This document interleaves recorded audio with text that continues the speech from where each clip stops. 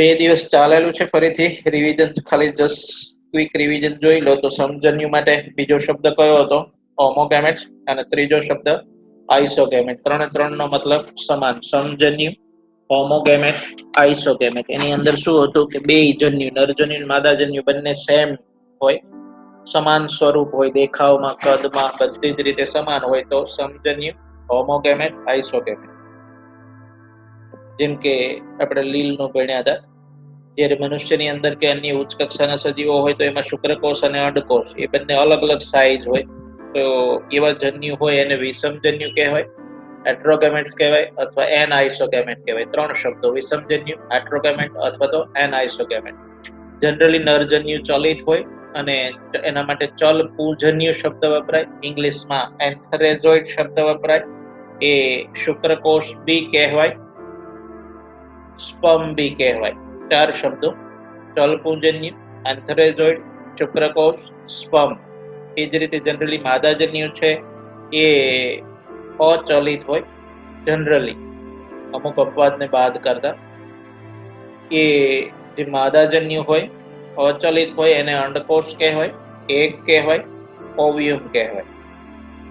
એના માટે ત્રણ શબ્દો.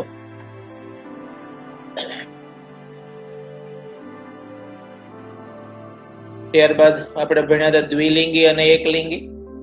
દ્વિલિંગીની અંદર ખબર છે તમને, બે લિંગ હોય. બે લિંગ મતલબ સ્ત્રીલિંગ અને પુરલિંગ બંને હોય એક જ ની અંદર તો દ્વિલિંગી. વનસ્પતિની વાત છે, પુષ્પની વાત છે એટલે પુષ્પ દ્વિલિંગી હોય. સ્ત્રીલિંગ અને પુરલિંગ મતલબ પુંકેસર અને સ્ત્રીકેસર બંને હોય. તો બંને હોય તો દ્વિલિંગી, અને એક જ હોય તો એકલિંગી. યા તો સ્ત્રીકેસર હોય યા તો પુંકેસર. દ્વિલિંગી માટે બીજો શબ્દ એક સદની, સમસુકાયક, હોમોથેલિક.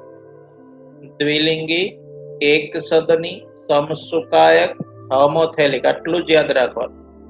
પછી એ બધાનું વિરોધી કરી દેવાનું. બધું ક્યારેય યાદ નથી રાખવાનું. દ્વિલિંગી તો એનું વિરોધી એકલિંગી થાય, દ્વિસદની તો એનું વિરોધી એક સદની થાય, સમસુકાયકનું વિરોધી વિષમસુકાયક થાય, હોમોથેલિક છે તો મોનોએસિયસ. આ રીતે વિરોધી કરી દેવાનું. ઉદાહરણ ભણ્યા હતા આપણે એક કાના. કેટલા કાના? એક કાના. એક એટલે એક સદની. એક સદની માટે બીજો શબ્દ દ્વિલિંગી, ત્રીજો શબ્દ સમસુકાયક, ચોથો શબ્દ હોમોથેલિક. એના ઉદાહરણ એક કાના. કા ફોર કાકડી એન્ડ ના ફોર નાળિયેર. કા ફોર કાકડી એન્ડ ના ફોર નાળિયેર. તો આ ઉદાહરણ પડ્યા હતા. પછી દ્વિખપ. દ્વિખપ, ખપ ખપવું, એના ઉપરથી દ્વિખપ. કેટલા ખપ? બે ખપ. દ્વિખપ.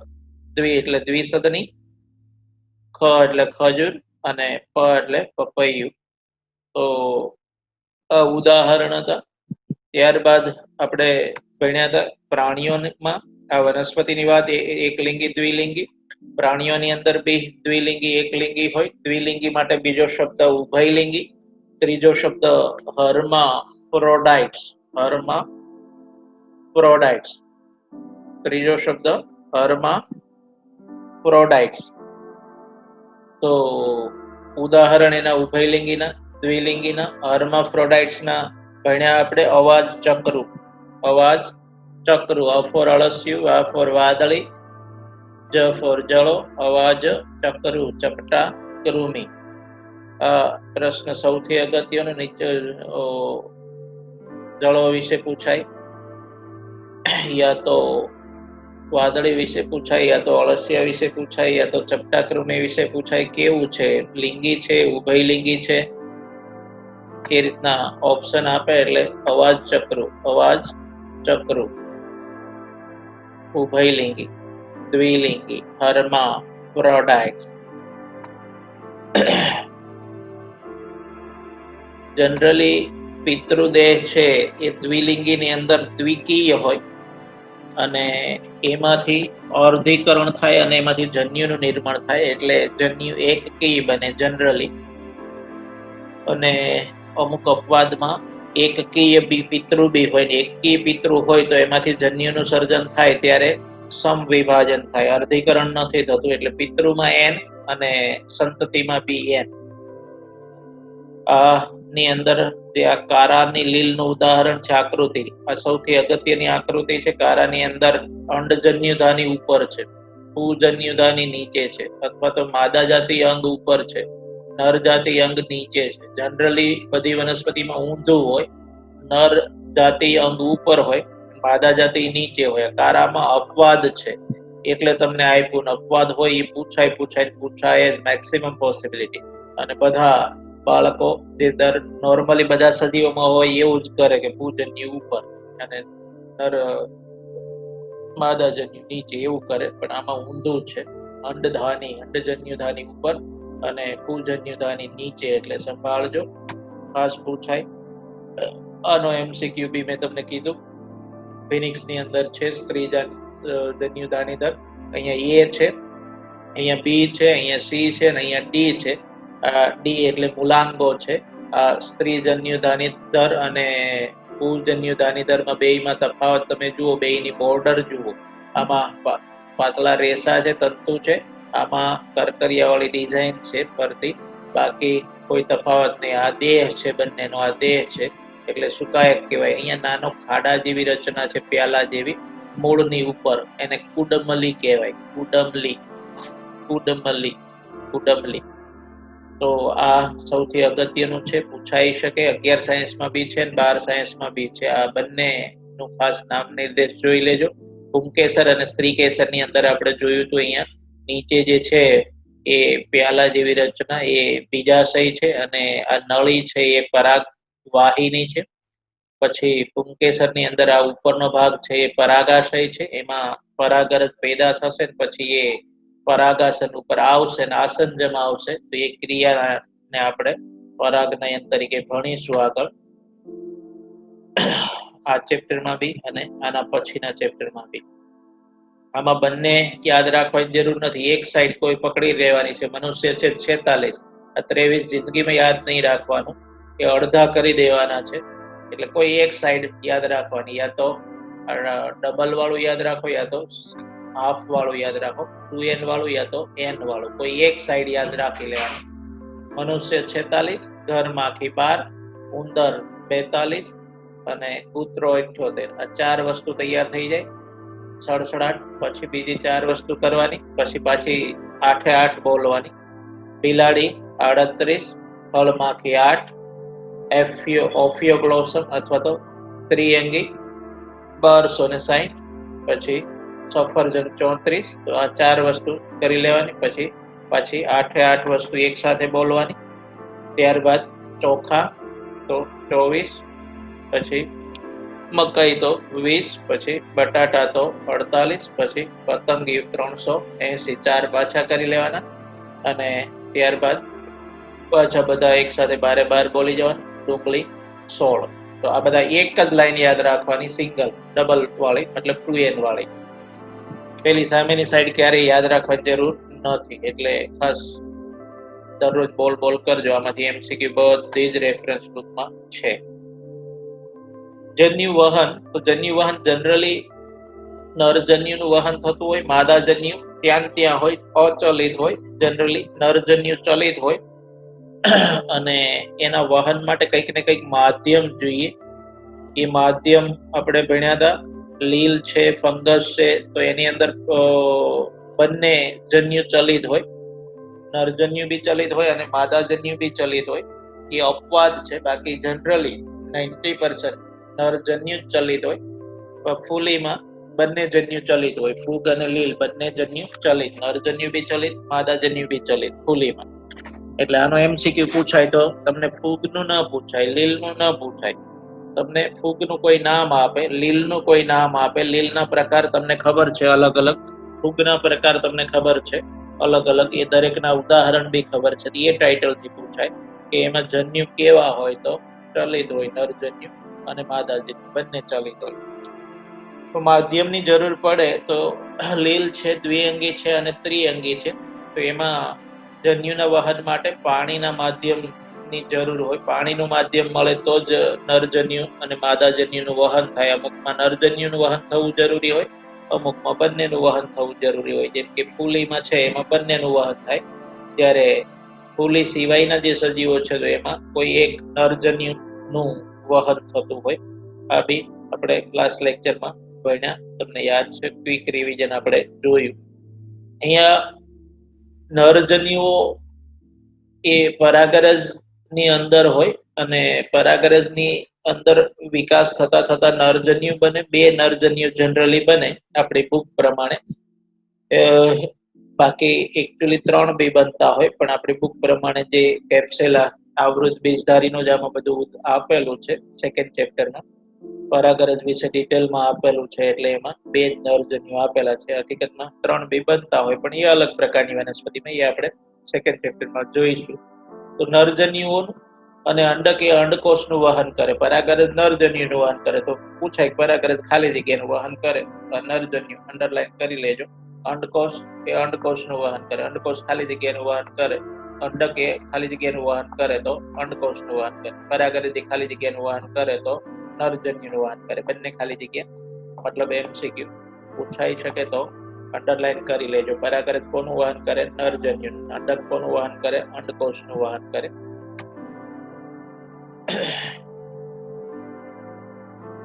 કોઈ વટાણો છે તો વટાણો દ્વિલિંગી છે. દ્વિલિંગીનો મતલબ એક જ પુષ્પ છે વટાણાનું, તો એ પુષ્પની અંદર સ્ત્રીલિંગ બી હોય, પુલ્લિંગ બી હોય. મતલબ સ્ત્રીકેસર બી હોય અને પુંકેસર બી હોય. એટલે આસાનીથી એક નાનું એવું પુષ્પ હોય અને એ પુષ્પની અંદર બંને ચક્ર હાજર હોય, સ્ત્રીકેસર ચક્ર અને પુંકેસર ચક્ર. એટલે બહુ નજીક નજીક હોય. નજીક નજીક હોય એટલે સ્વાભાવિક છે સરળતાથી પરાગરજ પરાગાશયમાંથી પરાગાસન ઉપર પહોંચે અને ફલન થાય ખૂબ આસાનીથી.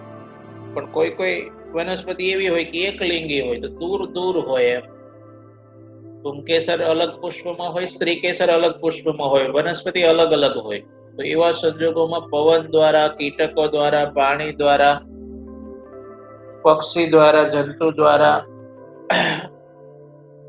પ્રાણીઓ દ્વારા પરાગરજ પુંકેસરના પરાગાસનમાંથી સ્ત્રીકેસરના પરાગાસન સુધી પહોંચાડવી પડે. મતલબ કે પરાગનયનની ક્રિયા કરવી પડે, પછી એમના વચ્ચે ફલન થાય. ડાયરેક્ટ ફલન ન થાય. એટલે વનસ્પતિ કઈ છે, દ્વિલિંગી છે કે એકલિંગી છે, એના ઉપર આધાર હોય. દ્વિલિંગી હોય તો સ્વફલન થશે અને બહુ આસાનીથી ફલન થશે. જ્યારે એકલિંગી વનસ્પતિ હશે તો પરફલન થશે અને એ થોડું અઘરું હશે, કારણ બધા પરિબળો એમાં ભાગ ભજવતા હોય. એ પવન હોય મતલબ જૈવિક પરિબળ હોય કે અજૈવિક હોય. જેનામાં જીવ હોય એ જૈવિક, જીવ ન હોય એ અજૈવિક પરિબળ. જેમ કે પાણી છે, પવન છે, તો એમાં જીવ નથી, તો એ અજૈવિક પરિબળ છે. બધા જંતુ, જીવ જંતુ, પક્ષીઓ, જે બુધા, બબરા, પતંગિયા, ચમાચીડિયું, તો એ બધામાં જીવ છે, તો એ જૈવિક પરિબળો. એમ કઈ વટાણા જેવી સ્વફલિત લિંગી વનસ્પતિઓમાં પરાગાશય અને પરાગાસન એકબીજાની ખૂબ જ નજીક હોવાને કારણે પરાગરજનું પરાગાસન પર સ્થાપન પ્રમાણમાં સરળ છે. તેથી પરાગાશયમાંથી મુક્ત થતી પરાગરજ તરત જ પરાગાસનના સંપર્કમાં આવે છે. પરંતુ પરફલન દર્શાવતી વનસ્પતિ, જેમ કે એકલિંગી વનસ્પતિ, બીજું નામ દ્વિસદની વનસ્પતિ, તો એમાં પરાગરજનું પરાગાસન પર સ્થાપન કરવા માટે એક ખાસ પ્રકારની ઘટના દર્શાવે, જેને પરાગનયન, ઇંગ્લિશમાં પોલિનેશન કહેવાય. પોલિનેશન, પરાગનયન. પરાગરજનું પરાગાસન પર અંકુરણ થાય અને પરાગનલિકા નરજન્યુઓનું વહન કરે. ત્યારે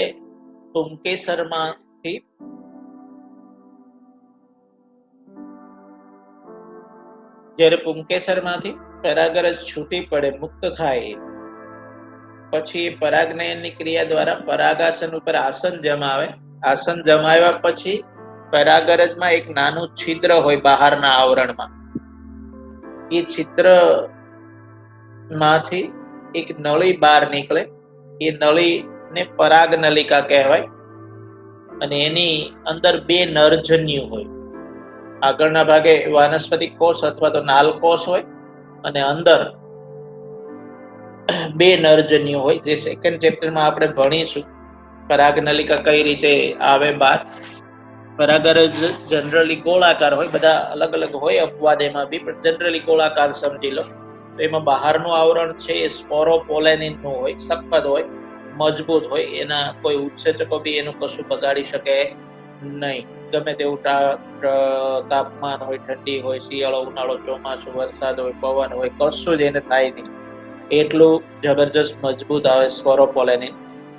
એટલે ક્યારેક ક્યારેક વર્ષો જૂની પરાગરજ, 500 વર્ષ 100 વર્ષ પહેલાની પરાગરજ બી અશ્મિ સ્વરૂપે મળી. તમે કલ્પના કરી શકો, એ અશ્મિ બની ગયા. એટલું સખત આવરણ હોય સ્પોરોપોલેનિન. એમાં એકાદ જગ્યાએ છિદ્ર હોય અને એ છિદ્રને જનન છિદ્ર કહેવાય. અને એ જનન છિદ્રમાંથી એક નળી બહાર આવે અને એ નળી એટલે પરાગનલિકા. અને એમાંથી નરજન્યુ મુક્ત થાય અંડકની અંદર. અને અંડકની અંદર અંડકોષ હોય, ભ્રૂણપૂટનું નિર્માણ થશે. મેં 11 સાયન્સમાં 3rd ચેપ્ટરમાં તમને ભણાવ્યું હતું. આવૃત બીજધારી અને અનાવૃત બીજધારી વખતે કઈ રીતે 8 કોષ કેન્દ્રી અવસ્થા અને 7 કોષ કેન્દ્ર, 8 કોષ કેન્દ્ર અને 7 કોષીય અવસ્થા. કોષ 7 હતા અને કોષ કેન્દ્ર 8 હતા. એમાં પ્રતિધ્રુવી કોષ, અંડપ્રસાધન, એ ના વિશે, પછી દ્વિકી કોષ કેન્દ્ર વિશે તમને આકૃતિ દોરીને સમજાવ્યું હતું. કઈ રીતે હોય ફલન, બેવડું ફલન કઈ રીતે થાય એ બી સમજાવ્યું હતું. હજુ સેકન્ડ ચેપ્ટરમાં ફરીથી સમજાવીશ. એટલે અત્યારે આ પેરેગ્રાફ કદાચ આખો સમજ ના પડે, કોઈ ચિંતા છે નહીં, જવા દેવાનું. આખો પેરેગ્રાફ ખૂબ આસાન છે. ખાલી મારે એક ડાયાગ્રામની જરૂર છે. ડાયાગ્રામ ડ્રો કરી દો એટલે જિંદગીમાં ન વાંચો તો બી આ પેરેગ્રાફ આવડશે. અત્યારે હવામાં છે આ પેરેગ્રાફ, એટલે જાય એટલો જવા દો બાઉન્સર, કોઈ ચિંતા નહીં. તો પરાગરજ પરાગાસન ઉપર આવે એટલે એમાંથી એક નળી બહાર નીકળે, એ પરાગનલિકા. એ પરાગનલિકા પરાગવાહિનીની અંદર આગળ વધી અને અંડકની અંદર દાખલ થાય અને ત્યાં અંડકોષ હોય અને એની સાથે મિલન થાય નરજન્યુનું. અને એ મિલન એટલે ફલન. તો લિંગી પ્રજનન માટે સૌથી જટિલ ઘટના ફલન માટે આવશ્યક છે. જે નરજન્યુ અને માદાજન્યુ છે, એ બંનેનું એકબીજાની નજીક આવવું એ ફલન માટે ખૂબ આવશ્યક ઘટના છે. જો બંને ભેગા થશે, નરજન્યુ અને માદાજન્યુ, મનુષ્યમાં શુક્રકોષ અને અંડકોષ બંને ભેગા થાય તો એમાંથી ગર્ભ બને, ફલન થાય. બાકી તો ફલન થાય જ નહીં ને. એ દરેકની અંદર લિંગી પ્રજનન કરતા કોઈ બી સજીવો હોય, પશુ પક્ષી પ્રાણી ગમે તે હોય, મનુષ્ય, એમાં નરજન્યુ અને માદાજન્યુ, શુક્રકોષ ને અંડકોષ, એ બંનેનું મિલન થવું જરૂરી છે. મિલન થાય તો અને તો જ ફલન થાય. હવે આપણે ફલન ટોપિક જોઈએ તો ઇંગ્લિશમાં ફર્ટિલાઇઝેશન કહીશું, ગુજરાતીમાં ફલન, ઇંગ્લિશમાં ફર્ટિલાઇઝેશન. લિંગી પ્રજનન માટેની સૌથી આવશ્યક જીવંત ઘટના હોય તો તે કદાચ જન્યુઓનું જોડાણ છે. અને આ પ્રક્રિયાને જન્યુ યુગ્મન કહેવાય, જેના પરિણામે દ્વિકીય યુગ્મન સર્જાય છે. ફલન પણ આ પ્રક્રિયા માટે વપરાતો શબ્દ છે. જન્યુ યુગ્મન અને ફલન એકબીજા માટે વપરાતા રૂપાંતરિત શબ્દો છે. સાહેબ સવારના પરમાં થોડા ના મારો, કંઈક શાંતિથી ભણાવો ભાગવત. તો જોઈએ આખો પેરેગ્રાફ શું કહેવા માંગે. તો લિંગી પ્રજનન માટેની આવશ્યક જીવંત ઘટના વર્ણવો. પહેલી લાઈન, લિંગી પ્રજનન માટેની સૌથી આવશ્યક જીવંત ઘટના વર્ણવો. આ ટાઇટલથી પૂછાય એટલે તમારે ફલન વર્ણવવાનું. એટલે પહેલી જ લાઈનને આધારે પ્રશ્ન બની શકે. લિંગી પ્રજનન માટેની સૌથી આવશ્યક જીવંત ઘટના વર્ણવો, અથવા તો લિંગી પ્રજનન માટેની સૌથી આવશ્યક જીવંત ઘટના ખાલી જગ્યા છે. તો જન્યુઓનું જોડાણ છે અથવા તો એ પ્રક્રિયાને ગુજરાતીમાં જન્યુ યુગ્મન કહેવાય, ઇંગ્લિશમાં સિંગમી કહેવાય. એના માટે બીજો શબ્દ યુગ્મન છે, ફલન છે. એટલે ફલન બી ચાલે, જન્યુ યુગ્મન બી ચાલે. ફલન બી ચાલે, જન્યુ યુગ્મન બી ચાલે, સિંગમી બી ચાલે, ફર્ટિલાઇઝેશન બી ચાલે. ઇન્ટરચેન્જેબલી છે આ બંને શબ્દો. તો તમને એવો એમસીક્યુ પૂછાય, ફલન માટેનો ઇન્ટરચેન્જેબલી શબ્દ નીચેનામાંથી કયો? એક ઓપ્શન સિંગમી હોય, અને એ જો જન્યુ યુગ્મન હોય તો આવડી જાય. જન્યુ યુગ્મન ન હોય, એક ઓપ્શનમાં આન્સર તરીકે સિંગમી હોય, અને એ હોય એટલે તમારા માટે ડેન્જર. તમને એમ થાય કે આ તો મારું બેટું કે આવ્યું જ નહીં, આ સિંગમી ફિંગમી ચોથી આવ્યું, એવી હાલત થાય તમારી. એટલે સંભાળજો. તો ફલન માટે વપરાતો ઇન્ટરચેન્જેબલી શબ્દ કયો? તો જન્યુ યુગ્મન અથવા સિંગમી.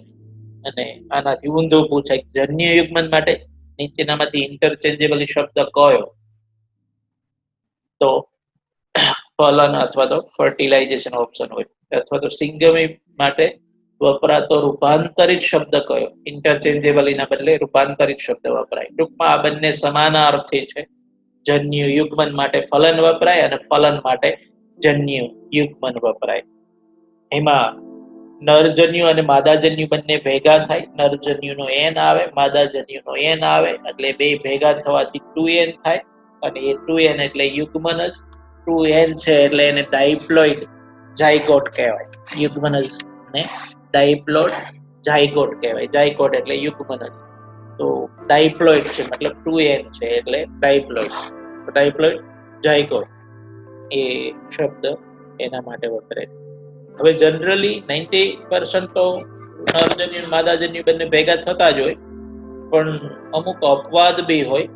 જેમ કે રોટીફર્સ છે, મધમાખી છે, કેટલીક ગરોળી છે, અને કેટલાક પક્ષી છે ટર્કી તરીકે ઓળખાતા. તો એની અંદર નરજન્યુ માદાજન્યુ ભેગા થાય જ નહીં.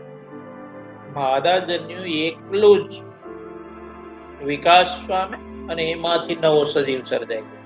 મતલબ અહીંયા નરજન્યુ અને માદાજન્યુનું મિલન નથી થતું. મિલન એટલે સંયોગ નથી થતો, અને સંયોગ થયા વિના જ નવો સજીવ પેદા થાય. એટલે એવી ઘટનાને અસંયોગી જનન તરીકે ઓળખવામાં આવે. પાર્થેનોજીનેસિસ. પાર્થેનોજીનેસિસ, અસંયોગી જનન, પાર્થેનોજીનેસિસ. તો એમસીક્યુ પૂછાય, પાર્થેનોજીનેસિસ નીચેનામાંથી કયા સજીવમાં જોવા મળે? તો એકાદું ઓપ્શન ગરોળી હોઈ શકે, યા ફિર રોટીફર્સ હોઈ શકે, યા ફિર મધમાખી હોઈ શકે, યા ફિર પક્ષીઓ હોઈ શકે. પગમરો. શું મરો? પગમરો. શું મરો? પગમરો. શું મરો? પગમરો. પ ફોર પક્ષી, ગ ફોર ગરોળી, મ ફોર મધમાખી, રો ફોર રોટીફર્સ. પગમરો. શું મરો?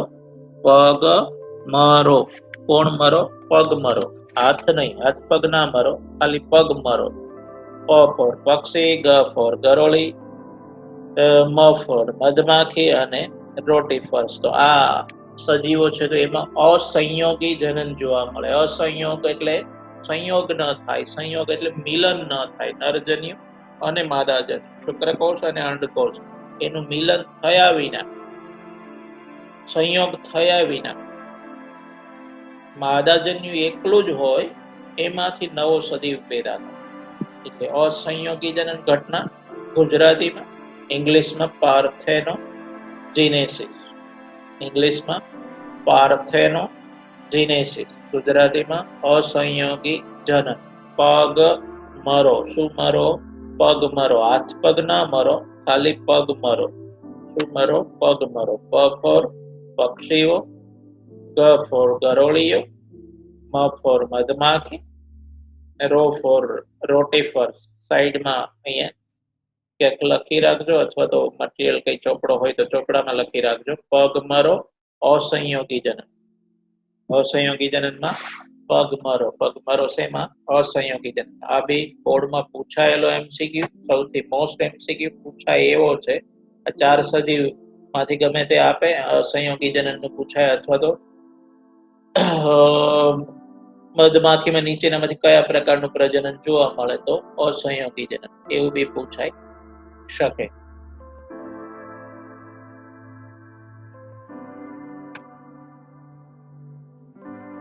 ટર્કી જે મરઘી પાલન કરવામાં આવે, એમ ટર્કી એ પક્ષી માંસાહારી લોકો એને ખોરાક તરીકે ઉપયોગ કરતા હોય, ખાય એ પક્ષીને. જે મરઘી ખાતા હોય લોકો, એમાં ટર્કીને બી ખાય. એટલે કોઈ એક મરઘી પાલનની અંદર આનો ઉછેર કરવામાં આવે. બતક હોય, મરઘી હોય, ટર્કી હોય, એ ખાસ પ્રકારના પક્ષી આવે. અને એ પક્ષીઓ જે નોન વેજીટેરિયન હોય, માંસાહારી લોકો, એ બહુ ખાતા હોય. એટલે આનો ખાસ એ ઈરાદાથી ઉછેર કરવામાં આવે ટર્કી પક્ષી. આ ઉપરાંત કુદરતી બી જોવા મળે, પણ ઉછેર બી કરવામાં આવે. હવે ફલન બે પ્રકારના હોય. બોડીની અંદર ફલન થતું હોય તો એ અંતઃફલન, અને બોડીની બહાર ફલન થતું હોય તો એ બાહ્ય ફલન. આ બી તમને અનેક વખત આપણે ભણાવેલું છે. જેમ કે મનુષ્ય છે તો એમાં શુક્રકોષ અને અંડકોષ એ બંને ભેગા થાય અંડવાહિનીની અંદર, ને પછી ગર્ભાશયમાં ફલન થાય અને ગર્ભ બને. તો એ માતાના દેહની અંદર, શરીરની અંદર ગર્ભનું વિકાસ થાય છે, નિર્માણ થાય છે. એટલે એ અંતઃફલન કહેવાય. બોડીની અંદર જ્યારે દેડકો દેડકી હોય, માછલી હોય, તો એમાં એ લોકો બંને અંડકોષ અને શુક્રકોષ પાણીની અંદર છૂટા કરી દે, અને પછી પાણીમાં એ શુક્રકોષ અને અંડકોષ ભેગા થાય અને ફલન થાય. તો એ બાહ્ય ફલન કહેવાય. એટલે ફલનના બે પ્રકાર હોય. બાહ્ય ફલન હોય અને અંતઃ ફલન હોય. બાહ્ય શરીરની બહાર ફલન થતું હોય, અંતઃ શરીરની અંદર ફલન થતું હોય. તો મોટાભાગના જલજ સજીવો, જેવા કે મોટાભાગની લીલ હોય, માછલી હોય, ઉભયજીવી હોય, એમાં જન્યુયુગ્મન બાહ્ય માધ્યમ એટલે કે પાણીમાં થાય. લીલ, માછલી અને ઉભયજીવી. ઉભયજીવી મેં દેડકો ઉદાહરણ આપ્યું, તો એ ઉભયજીવીનું ઉદાહરણ. તો એ બધામાં બહાર ફલન થાય, પાણીની અંદર ફલન થાય, શરીરની બહાર. એટલે કે સજીવ દેહની બહાર આ પ્રકારના જન્યુઓના જોડાણને બાહ્ય ફલન કહેવાય ગુજરાતીમાં. ઇંગ્લિશમાં એક્સટર્નલ ફર્ટિલાઇઝેશન કહેવાય. એક્સટર્નલ ફર્ટિલાઇઝેશન કહેવાય ઇંગ્લિશમાં. ગુજરાતીમાં બાહ્ય ફલન. એક્સટર્નલ એટલે બહાર, એટલે તમને આસાનીથી આવડશે. ફર્ટિલાઇઝેશન એટલે ફલન જાણો છો. હવે બાહ્ય ફલન દર્શાવતા સજીવોમાં જાતિઓ વચ્ચે અગત્યનો તાલમેલ હોય, સિંક્રોની હોય. સિંક્રોની, તાલમેલ. કેમ તાલમેલ હોય? કયો તાલમેલ હોય? તો માનો કે જે નર દેડકો શુક્રકોષોનો ત્યાગ કરે પાણીમાં, અને પછી માદા દેડકે અંડકોષનો ત્યાગ ન કરે, તો પછી ફલન થાય જ નહીં. માનો કે આજે દેડકો શુક્રકોષો પાણીમાં છૂટા કરે છે, મહિના પછી અંડકોષો આવે મેદાનમાં દેડકી બેનના, તો થોડી ચાલે, ફલન થાય જ નહીં.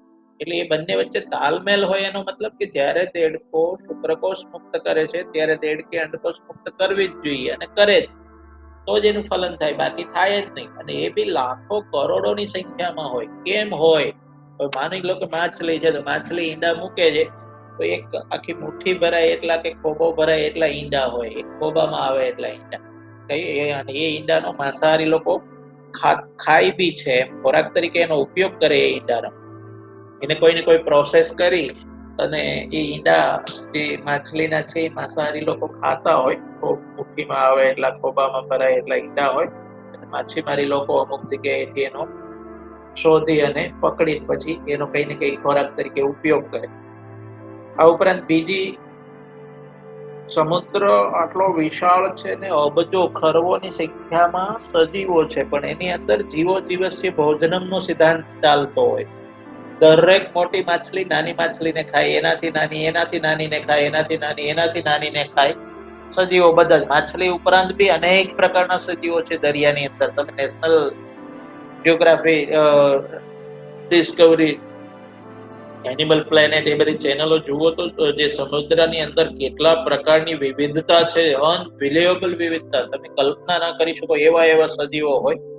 એ એક સજીવ બીજાને ખાતો હોય, બીજો ત્રીજાને ખાતો હોય, સતત સિલસિલો ચાલુ જ હોય. ગમે ત્યારે મોત આવી જાય, ગમે ત્યારે કોઈ બી એક સજીવ બીજા સજીવનું અથાણું બની જાય, કોળિયો બની જાય, વાર જ ના લાગે એમ. તો આ ઈંડા તો કઈ મોટી વસ્તુ છે એમ. ઈંડાને ખાનારા અનેક લોકો હોય.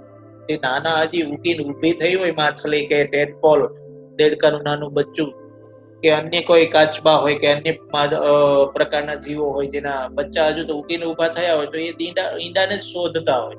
ઈંડાને આસાનીથી ખાઈ જાય. એટલે લાખોની કરોડોની સંખ્યામાં ઈંડા સર્જાતા હોય.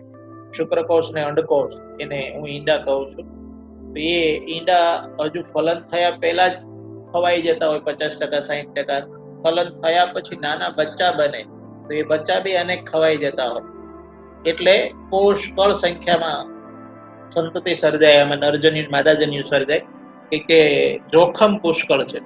જ્યારે માતાના ગર્ભાશયની અંદર ગર્ભનો વિકાસ થતો હોય તો ત્યાં ગર્ભને ખાવા કોણ જવાનું, એનો નાશ કરવા કોણ જવાનું?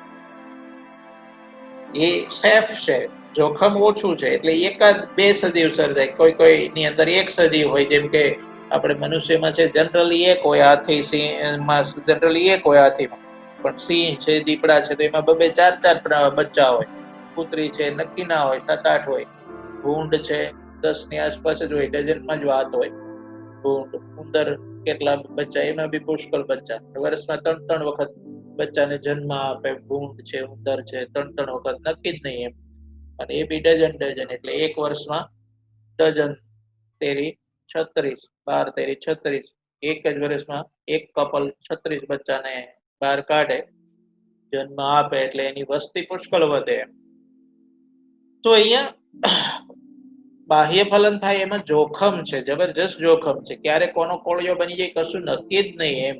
એટલે મોટા પ્રમાણમાં સંતતિઓ સર્જાતી હોય. એ પછી અસ્થિ મત્સ્ય હોય, એને ઇંગ્લિશમાં બોની ફિશ કહેવાય. બોન્સ ઉપરથી બોની, બોન્સ નો મતલબ હાડકા. હાડકા હોય તો એ અસ્થિ, એટલે બોની ફિશ કહેવાય. અને દેડકો અને અસ્થિ મત્સ્ય, એ બંનેમાં પુષ્કળ પ્રમાણમાં સજીવોની અંદર નરજન્યુ માદાજન્યુ સર્જાતા હોય. શુક્રકોષ ને અંડકોષ સર્જાતા હોય. કારણ નાશ થવાની પોસિબિલિટી બહુ હાઈ લેવલે હોય, બહુ સંભાવના ઊંચી હોય. ઘણા સ્થળજ સજીવો જેવા કે ફૂગ છે, ઉચ્ચ પ્રાણીઓ જેવા કે સરીસૃપ છે, વિહગ છે, સસ્તન છે, અને મોટા ભાગની વનસ્પતિ હોય. એ પછી દ્વિઅંગી હોય, ત્રિઅંગી હોય, અનાવૃત બીજધારી હોય કે આવૃત બીજધારી. આ બધા દેહની અંદર અંતઃફલન થાય. તો અંતઃફલન નીચેનામાંથી શેમાં જોવા મળે? તો સરીસૃપ ઓપ્શન ના હોય, એનું કોઈ નામ હોય સરીસૃપ. જેમ કે સાપ છે, ગરોળી છે, એ બધા સરીસૃપ છે તો એનું નામ હોય એમ. વિહગ તો વિહગ ના હોય, એના કોઈ ઉદાહરણ આપેલા હોય. કાગડો હોય, ચકલી હોય કે પોપટ હોય કે સસ્તન, તો એમાં બી નામ હોય. દ્વિઅંગી, ત્રિઅંગી, અનાવૃત બીજધારી, તો એ આવૃત બીજધારી, એમાં બી વનસ્પતિનું નામ હોય. ફૂગ હોય તો એમાં અલગ અલગ પ્રકારની ફૂગ હોય. તો આ બધા સજીવો, ફૂગ છે, સરીસૃપ, વિહગ છે, સસ્તન છે, અને વનસ્પતિમાં દ્વિઅંગી, ત્રિઅંગી અને અનાવૃત, આવૃત. તો આ બધામાં અંતઃફલન જોવા મળે. અંતઃફલન. બાહ્ય ફલન શેમાં હતું? પગ મરોની અંદર.